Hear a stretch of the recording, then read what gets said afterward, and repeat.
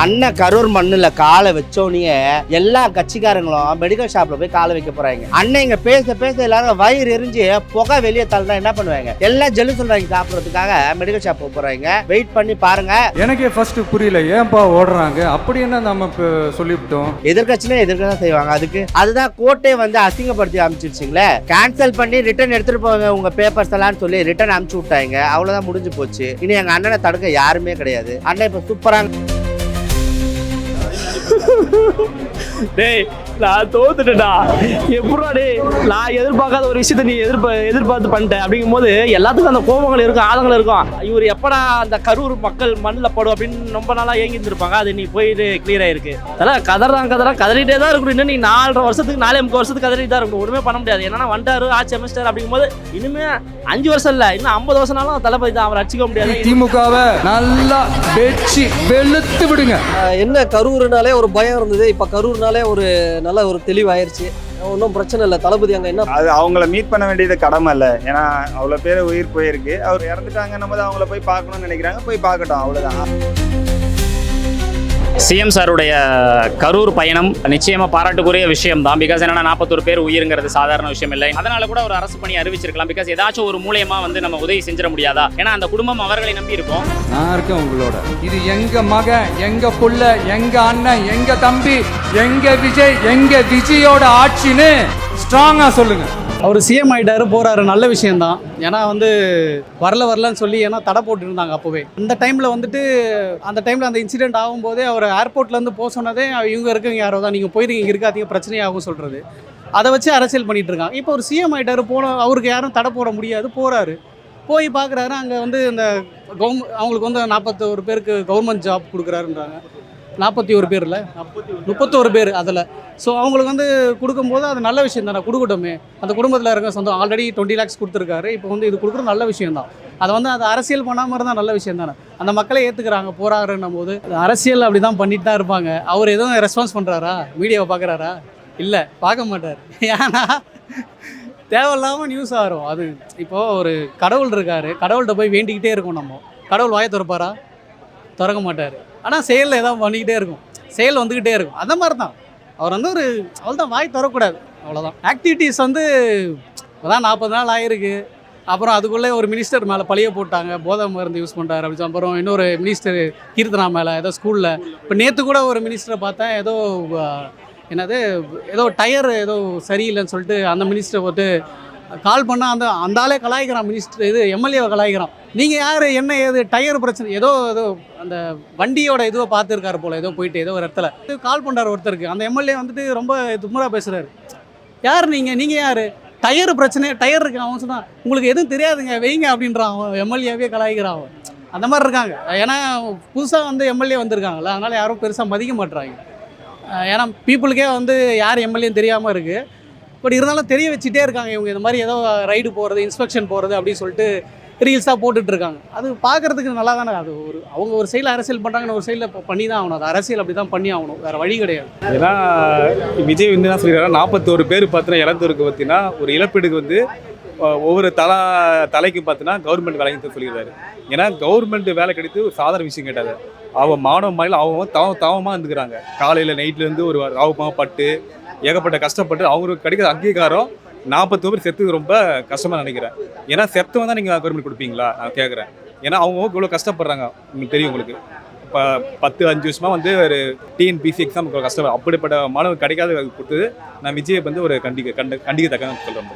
கரூர் போறாரு, எதுக்கு? இது இடைத்தேர்தலுக்காக தானே போறாரு. அது இத்தனை மாசம் கழிச்சா போகணும்? அவர் அப்பவே போயிருக்கலாம். இது இடைத்தேர்தலுக்காக போறாருன்னு தான் எனக்கு ஃபீல் ஆகுது. இதை முன்னாடியே பண்ணியிருக்கலாம். அது இத்தனை மாசம் கழிச்சுலாம் போகணும்னு கிடையாது. இப்போ இடைத்தேர்தல் வர்றதுனால அதுக்காக அவர் போறாரு. இப்போ இந்த அரசு வேலை வாய்ப்பெல்லாம் கொடுக்குறாங்க, அதெல்லாம் தேவையில்லை. ஆல்ரெடி காம்பன்சேட் பண்ணியாச்சு. அதை தாண்டி எதனா பண்ணணும்னா வேற எதனா பண்ணலாம். கவர்மெண்ட் ஜாப் கொடுக்கறதெல்லாம் எனக்கு தெரிஞ்சு வேண்டாம்னு நினைக்கிறேன். ஏன்னா அதுக்காக படிக்கிறவங்க எத்தனையோ பேர் இருக்காங்க. அதை வந்து நம்ம இப்படி, அவர் அந்த டைம்ல சிஎம் கூட கிடையாது. அந்த டைம்ல வந்து இவங்க போய் பார்த்து இறந்துருக்காங்க. அது ஒரு இதுவான விஷயம் தான். பட் அதுக்காக அரசு வாய்ப்பெல்லாம் எனக்கு கொடுக்கணும்னு தெரியல. அவரை பற்றி என்ன சொல்கிறது, இடைத்தேர்தலுக்காக தான் அவர் போகிறாரு, எனக்கு வேறு எதுவும் தெரியல. நல்ல விஷயம் தான். போட்டோம் தளபதி அங்கே போயிட்டு ஒரு 41 பேருக்கும் வந்து மீட் பண்ணணும்னு சொல்கிறாரு, அரசு வேலை வழங்கணும்னு சொல்கிறாரு. நல்ல விஷயந்தான். அது ஃபுல்லாக பார்க்கணும். ரோட் ஷோ போகிறாராம் 12 கிலோமீட்டருக்கு. அதெல்லாம் முடிச்சதுக்கப்புறம் தான் பார்க்கணும் என்ன நடக்குதுன்னு. என்ன கரூர்னாலே ஒரு பயம் இருந்தது, இப்போ கரூர்னாலே ஒரு நல்ல ஒரு தெளிவாயிருச்சு. ஒன்றும் பிரச்சனை இல்லை. தளபதி அங்கே என்ன பேசுகிறாருன்னு அதை போட்டோம், நல்ல விஷயம் தான். போய் மீட் பண்ணணும்னு நினைக்கிறாரு, போய் மீட் பண்ணிட்டோம். ஏன்னா அது அவங்கள மீட் பண்ண வேண்டியது கடமை இல்லை. ஏன்னா அவ்வளோ பேர் உயிர் போயிருக்கு, அவர் போய் மீட் பண்ணணுன்றது மீட் பண்ணிட்டோம். அவர் நினைக்கிறாருல, மீட் பண்ணிட்டோம், நல்ல விஷயம் தான். அதை பற்றி நம்ம என்ன ஒரு பேசுது, ஒரு ஆளுங்கட்சி எதிர்கட்சின்னு இருந்தால் அது அவங்களுக்குள்ள எப்படி வேணா இருக்கும், அது நம்ம எதுவும் சொல்ல முடியாது. ஏன்னா இப்போ இவர் போகணும்னு நினைக்கிறாரு, அவங்க எதிர்கட்சியாக இருக்காங்க, அவங்களுக்குள்ள இருக்கிற கிளாஷ், அதை நம்ம பேசி எதுவும் யூஸ் இல்லை. அவங்க அரசியல் ரீதியாக அது நான் வந்து பர்சனலாக யோசிச்சது. இப்போ இறந்துட்டாங்கன்னும் போது அவங்கள போய் பார்க்கணும்னு நினைக்கிறாங்க, போய் பார்க்கட்டும், அவ்வளோதான். அதுதான் நான் சொன்னேன். இல்லை, அது நல்ல விஷயம்தான். ஏன்னா இப்போ அவங்க வந்து ஃபேமிலியில் இருக்கவங்க வந்து அவங்களுக்கு ஒரு வேலை இருந்தால் தானே அவங்க பொழைச்சிக்க முடியும், ஏதாவது காப்பாற்ற. இப்போ அவங்க வீட்டில் ஏர்ன் பண்ணுற ஆளே இறந்துருப்பாங்க, அப்போ வந்து அவங்களுக்கு கண்டிப்பாக ஏதாவது ஒரு டெய்லியும் தேவைக்காவது அவங்க வேலைக்கு போய் தானே ஆகணும். அப்போது ஃபேமிலியில் ஒருத்தருக்கு வேலை கொடுத்தா தான் அவங்க பிழைக்க முடியும். நான் என்ன சொல்கிறேன்னா, நிறைய பேர் வேலை இல்லாமல் இருக்காங்க இளைஞர்களை, அதுக்கும் ஏதாவது பண்ணுங்கன்னு தான் கேட்குறேன். ஏன்னா நான் நிறைய பேர் வேலை இல்லாமல் இருக்காங்க, அதுக்கும் ஏதாவது பண்ணால் நல்லாயிருக்கும் சிஎம் விஜய் அவர்கள். ஏன்னா அதெல்லாம் எதிர்பார்த்து தான் நிறைய பேர் ஓட் பண்ணியிருக்காங்க. கொஞ்சம் நிறைய எக்ஸ்பெக்டேஷன் இருக்குது விஜய் அண்ணன் மேலே. அதெல்லாம் கண்டிப்பாக நல்லா ஃபீல்டு ஒர்க் பண்ணணும்னு நினைக்கிறேன். அவங்க கட்சியில் இருக்கவங்க வந்து இன்னும் கிரவுண்ட் ஒர்க் நல்லா பண்ணணும், எஃபெக்ட் எடுத்து பண்ணணும். ஏன்னா நம்பி அவ்வளோ பேர் ஓட்டு போட்டிருக்காங்க. ஃபஸ்ட்டு வாட்டி சிஎம் ஆனது வந்து பெரிய ரெக்கார்டு. ஏன்னா அவர் முன்னாடி ஒரு கவுன்சிலருக்கோ எம்எல்ஏக்கோ நின்னதில்லை. எடுத்தவொடனே ஃபஸ்ட்டு வாட்டி தான் நின்னார், ஸ்ட்ரெயிட்டாக சிஎம் அடிச்சிட்டாரு. அதை வந்து அந்த ஒரு பெரிய பொறுப்பு இருக்குது அவருக்கு. அதை வந்து காப்பாற்றிக்கிறதுக்குமே அதை வந்து அவ்வளோ ஓட்டு நம்பிக்கையை சம்பாதிச்சு தான், அந்த நம்பிக்கையை வேஸ்ட் பண்ணக்கூடாது. எல்லாருமே ஓகே போட்டதுக்கு ஒர்த்து அப்படி நினைக்கிற மாதிரி பண்ணுவாருன்னு நம்பிக்கை இருக்குது. நல்லா இருக்குது, பாசிட்டிவாக போகுது. இன்னும் நிறைய எதிர்பார்ப்பு இருக்குது. ஏன்னா நம்மளுக்கு பப்ளிக்லாம் சொல்லுவாங்கல்ல சின்ன சின்ன இஷ்யூஸ். இப்போ பார்த்தீங்கன்னா இந்த ரோட்டில் வந்து மாடு போகிறதால நிறைய ஆக்சிடென்ட் ஆகுது. அதுக்கெல்லாம் சீரியஸான ஸ்டெப் எடுக்கலாம், அந்த மாதிரி சொல்கிறேன். ஏன்னா இப்போ நார்மலாக ஆக்சிடென்ட் ஆகிறது வேறு, ஒரு மாடு குறுக்கில் போகிறதால ஆக்சிடென்ட் ஆகுது, அதனால நிறைய பேர் இறந்துருக்காங்க. அதுக்கெல்லாம் ஸ்டெப் எடுக்கலாம். அது மாதிரி சின்ன சின்ன ஸ்டெப்ஸு, ஒரு சாக்கடை மூடி இல்லாமல் இருக்குது, அதை க்ளீன் பண்ணலாம். பப்ளிக் டாய்லெட்ஸ்லாம் வந்து நிறைய க்ளீனாக இல்லாமல் இருக்குது. இன்னும் ஹாஸ்பிட்டலில் மருந்து இல்லைன்னு சொல்கிறாங்க. அதாவது இந்த மருந்து இல்லை, நீங்கள் போய் கடையில் வாங்கிக்கோங்க. அந்த மாதிரி டாக்டர்ஸ் கம்மியாக இருக்குன்னா அது, ஏன்னா ரொம்ப இம்பார்ட்டண்ட்டான விஷயம். கரண்ட்டு கட்டாக வருது, இதெல்லாம் கொஞ்சம் நல்லா கான்சன்ட்ரேஷன் பண்ணால். ஏன்னா இந்தந்த சின்ன சின்ன விஷயத்தில் தான் மைனஸ் பண்ணுவாங்க, இதெல்லாம் இல்லை அப்படின்ட்டு. இன்னும் மக்களுக்கு பாதுகாப்பு இப்போ சொல்கிறாங்க நிறைய பேர், பெண்களுக்கு பாதுகாப்பு வேணும், பெண்களுக்கு பாதுகாப்பு. ஆண்களுக்கே பாதுகாப்பு இல்லை. ஃபஸ்ட்டு ஆண்களுக்கு எங்கே பாதுகாப்பு இருக்குது? ஆண்களையும் நிறைய பேர் கொலை பண்ணிட்டாங்க அப்படிலாம் நம்ம நியூஸில் பார்க்குறோம். அதே மாதிரி பெண்கள் போய் கம்ப்ளைண்ட் கொடுத்தா அவங்களுக்கு தான் நீதி கிடைக்குது, ஆண்களுக்கு கிடைக்கல. ஆனால் தவறு பெண்கள் மேலே இருக்கும். இப்போ டைவர்ஸ் விஷயத்துலேயே நிறைய பெண்கள் வந்து நிறைய அநியாயம் பண்ணுறாங்க. அதுக்கெல்லாம் நிறைய நடவடிக்கை இன்னும் நிறையா டீப்பாக இறங்கி பண்ணாருன்னா கண்டிப்பாக இன்னும் நல்ல அவர் சொன்னார், எனக்கு நல்லா ஆதரவு கொடுத்தீங்க, இன்னும் ஆதரவு கொடுத்துருந்தா அப்படின்ட்டு ஒரு இதில் சொல்லியிருந்தாரு. கண்டிப்பாக கொடுப்பாங்க. ஏன்னா இப்போ ஏசி பஸ்ஸாக விடணும்னு சொல்லியிருக்காரு, அது ரொம்ப நல்ல விஷயம். எல்லாருமே ஏசி பஸ்ஸில் போகணும். பட் அது காஸ்ட் எப்படி இருக்கும்னு தெரியல. ஆனால் நல்லா யோசிச்சு தான் பண்ணுவாருன்னு நினைக்கிறேன். ஏன்னா அவர் சினிமா ஃபீல்டில் இருக்கும் போதே நல்லா யோசிச்சு தான் பண்ணுவார். இப்போது மக்களோட நம்பிக்கைன்னும் போது வேஸ்ட் பண்ணாமல் பண்ணுவாருன்னு நினைக்கிறேன். கண்டிப்பாக சிஎம் சாருடைய கரூர் பயணம் நிச்சயமாக பாராட்டுக்குரிய விஷயம் தான். பிகாஸ் என்னென்னா 41 பேர் உயிருங்கிறது சாதாரண விஷயம் இல்லை. இன்றைக்கி அதை சாட்டிஸ்ஃபை பண்ணுற மாதிரி, அதை வந்து ஆறுதல் தெரிவிக்கிற மாதிரி அவர் போகிறாரு. 41 ரீசெண்டாக கூட 41 பேருக்கு அரசு பணி அறிவிச்சார் நான் நினைக்கிறேன். இல்லை, நீங்கள் எதிர்கட்சிகள் எதையாக இருந்தாலும் எதிர்க்க தான் செய்வாங்க. இப்போ நீங்கள் சப்போஸ் சொல்கிறேன், விஜய் சாரே எதிர்கட்சி ஆயிருந்தாலும் ஆளுங்கட்சியை குறை சொல்ல தான் போகிறார். ஆளுங்கட்சியை எதிர்த்து எதிர்கட்சிகள் பேசும் பொழுது தான் சில கருத்துக்கள் ஏற்றுக்கொள்ள முடியாதாகவும் இருக்கும். சில நேரங்களில் மக்களுக்கு மனசுக்கு வந்து ஓகே இந்த எதிர்கட்சி சொல்கிறது சரியில்லை, எதிர்கட்சி சொல்கிறது தவறுங்கிற கருத்தும் வரும். ஏன்னா நம்ம வந்து ஒரு சாராக பேசிடவே முடியாது. எதிர்கட்சி சைடும் சில நன்மைகளும் இருக்கும், ஆளுங்கட்சி சைடும் சில நன்மைகள் இருக்கும். இல்லை, அது உண்மையிலேயே பரிசீலிக்கக்கூடியது தான். நீங்கள் ஏன்னா கருணையின் அடிப்படையில் இல்லை அந்த விபத்து காரணமாக மனம் வந்து ரொம்ப பாதிக்கப்பட்டிருக்கு, அதனால் வந்து ரொம்ப வருத்தமாக இருக்குது. பிகாஸ் என்னென்னா 41 உயிருங்கிறது சாதாரண விஷயம் அல்ல. கூட்டத்தை கூடி நம்மளை பார்க்க வந்து நம்மளால் தானே அந்த இறப்பு நடந்துச்சுங்கிற ஒரு கில்ட் ஃபீல் கூட இன்றைக்கி இருக்கிற honourable chief minister of Tamil Nadu mister Vijay சாருக்கு இருந்திருக்கும். அதனால் கூட ஒரு அரசு பணி அறிவிச்சிருக்கலாம். பிகாஸ் ஏதாச்சும் ஒரு மூலியமாக வந்து நம்ம உதவி செஞ்சிட முடியாதா? ஏன்னா அந்த குடும்பம் அவர்களை நம்பி இருக்கும். இப்போ அவர்கள் விஜய் சாரை நம்பி ஓட்டு போட்டிருக்காங்க. நம்ம அவங்களுக்கு ஏதாச்சும் பண்ணணுங்கிறதுக்காக கூட பண்ணியிருக்கலாம்.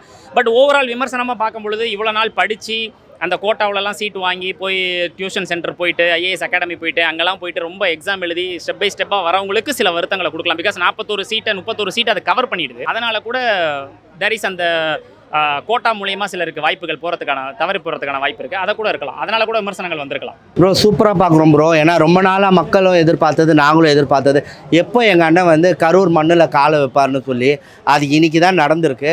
அண்ணன் கரூர் மண்ணில் காலை வச்சோடனே எல்லா கட்சிக்காரங்களும் மெடிக்கல் ஷாப்பில் போய் காலை வைக்க போகிறாங்க. ஏன் சொல்லுங்கள் பார்க்கலாம். அண்ணன் இங்கே பேச பேச எல்லாரும் வயிறு எரிஞ்சு புகை வெளியே தள்ளினா என்ன பண்ணுவாங்க? எல்லாம் ஜெலுசல் வாங்கி சாப்பிட்றதுக்காக மெடிக்கல் ஷாப் போக போகிறாங்க. வெயிட் பண்ணி பாருங்கள். கூடிய விரைவில் தமிழ்நாட்டுக்கு நான் ஒரு கோரிக்கையை வச்சுக்கிறேன். ஜெலுசல் சப்ளை ஜாஸ்தி பண்ணுங்கய்யா. மெடிக்கல் ஷாப்லலாம் ரொம்ப தட்டுப்பாடாகுது. மக்கள் அவதிக்குள்ளாகக்கூடாது. அவ்வளோதான். எதிர்கட்சினே எதிர்க்க தான் செய்வாங்க. அதுதான் கோர்ட்டே வந்து அசிங்கப்படுத்தி அனுப்பிச்சிருச்சிங்களே. கேன்சல் பண்ணி ரிட்டன் எடுத்துகிட்டு போங்க உங்கள் பேப்பர்ஸ் எல்லாம் சொல்லி ரிட்டன் அனுப்பிச்சி விட்டாங்க. அவ்வளோதான், முடிஞ்சு போச்சு. இனி எங்கள் அண்ணனை தடுக்க யாருமே கிடையாது. அண்ணன் இப்போ சூப்பராக அங்கே ஸ்பீச் கொடுத்துட்ருக்காரு. இன்னும் ஒன்று லைவில் பார்க்க முடியாத ஒரு சூழலை வீட்டுக்கு போய் தான் இப்போ பார்க்கணும். ஆமாம், இன்றைக்கி தான் வந்து கொடுக்க போகிறாரு. இது வந்து சூப்பரான ஒரு விஷயம். ஏன்னா ஒரு அரசாங்கம் என்பது ஒரு குடும்பத்தை வந்து காப்பாற்றுறதுக்கு தான் இருக்குது. அந்த குடும்பத்துக்கு ஒரு இழப்பு ஏற்பட்டால் ஒரு 5-10 கொடுத்துட்டு அவங்கள நடுத்தரில் விடாமல் கடைசி வரைக்கும் அவங்க கை நிமிர்ந்து வாழ்கிற மாதிரியும் யாருக்கிட்டே கையேந்தி வாழாத மாதிரி பண்ணுறது தான் ஒரு அரசாங்கத்தோட வேலை. அதுதான் எங்கள் அண்ணன் வந்து பண்ணிகிட்ருக்காப்புல. இந்த 41 குடும்பத்துக்கும் அரசு வேலை வந்து அவங்களோட வேலை அதாவது படிப்பு அடிப்படையில் அவங்களுக்கு வேலை கொடுக்க போகிறாரு. இதை தெரியாத சில பேர் அவங்களுக்கு என்ன உயர் பதவிகள் கொடுக்க போகிற மாதிரியும் கொந்தளிக்கிறாங்க. அதெல்லாம் உங்களோட முட்டாள்தனம் தான் நான் சொல்லுவேன். தலைவரே, இதெல்லாம் முன்னாடியே நடந்திருக்க வேண்டியது. தளபதி சார் இப்போ தான் போயிருக்காரு. அப்படிங்கும்போது மக்கள் ரொம்ப எழுச்சியோட மகிழ்ச்சியோட இருந்திருப்பாங்க. ஏன்னா இவர் எப்படா அந்த கரூர் மக்கள் மண்ணில் படும் அப்படின்னு ரொம்ப நாளாக ஏங்கி இருந்திருப்பாங்க. அது நீ போயிட்டு கிளியர் ஆயிருக்கு. டேய், நான் தோத்துட்டேன்டா. எப்படா டேய், நான் எதிர்பார்க்காத ஒரு விஷயத்த நீ எதிர்பார்த்து பண்ணிட்டேன். அப்படிங்கும்போது எல்லாத்துக்கும் அந்த கோபங்கள் இருக்கும், ஆதங்கள் இருக்கும். அதெல்லாம் கதறிட்டே தான் இருக்கணும். இன்னும் நீ 4.5 வருஷத்துக்கு 4.5 வருஷத்துக்கு கதறிட்டு தான் இருக்கணும். ஒன்றுமே பண்ண முடியாது. என்னன்னா வந்துட்டாரு, ஆட்சி செமஸ்டர். அப்படிங்கும்போது இனிமே 5 வருஷம் இல்லை, இன்னும் 50 வருஷம்னாலும் தளபதி தான். அவர் அடிச்சிக்க முடியாது. என்ன ஒரு விஷயம்னா, மக்களுக்கு என்ன தேவை, என்ன நல்லது, என்ன கெட்டது அப்படின்னு ஒரு சில விஷயத்தை புரிஞ்சு பண்ணுறாங்க. அப்படிங்கும்போது நம்ம டப்பு டேய் தலை, இப்போ நீ நான் 2 பேர்னா, இப்போ 2 பேர் ஃபைட் நடக்குதுன்னா உனக்கு எவனோ ஒருத்தன் ஜெயிக்க முடியும். நீ தோத்தா என்ன பண்ணுவேன்? அப்புட்றா எப்பட்றான்னு ஏதோ குறை சொல்ல தான் முடியும். அப்படின்னு தான் சொல்லிட்டு இருக்காங்க. சொல்கிறவங்க சொல்லிட்டு போட்டோம். மக்கள் வந்து அது தளபதி வந்து மக்களுக்காக இறங்கி பண்ணுறாரு. அப்படிங்கும்போது நாங்கள் அவருக்கு ஆதரவு கொடுத்து போயிட்டு தலை கொடுக்கறதால ஒன்றுமே இல்லை. தலை ஒரு உயிரை போயிருக்கு தலை. அப்படிங்கும்போது அது அரசு பண்ணி தரதெல்லாம் ஒன்றுமே இல்லை. இதில் வேற கேஸ்லாம் போடுறாங்கய்யா. நாங்களாம் படித்து கிழிச்சிங்க. ஓகே, வேலை வந்து உங்களுக்கு வந்தால் வரும். உங்களுக்கு என்ன உங்களுக்கு கொஞ்சம் கெஜாரிட்டி இருக்கோ அதுக்கேற்ற மாதிரி தான் கொடுப்பாங்க. அவங்க வந்து ஒரு உயிரை இழந்துட்டு வீட்டிலலாம் இருக்காங்க. 50 லட்சம் 1 லட்சம் நீ 1 கோடியை கொடுத்தா கூட ஈடாகுமா ஒரு உயிருக்கு? சொல்லுங்கள் பார்ப்போம். ஒரு வேலை கொடுக்குறன்ற போது அப்போ அவர் இருக்கும் போது அந்த காலகட்டத்தில் ஒரு கூட்ட நெரிசல் இந்த மாதிரி நடந்துச்சு. அப்படிங்கும்போது அவர் மனிதாபமான அடிப்படையில் வந்து ஒருத்தருக்கு வேலை கொடுக்குறாரு. அப்படிங்கும்போது அதை நீ எதிர்த்து இல்லை, வேலை படிச்சுட்டு நிறைய பேர் இருக்காங்க, வேலை இல்லாமல் படிச்சுட்டு இருக்கிறதா வெயிட் பண்ணுங்கள், இன்னும் ஒரு 2 வருஷம் வெயிட் பண்ணுங்கள், வேலை கிடைக்கும். அப்படிங்கும்போது அதுதான் அது என்ன தலைவா பேசணும் தான் இருப்பான்.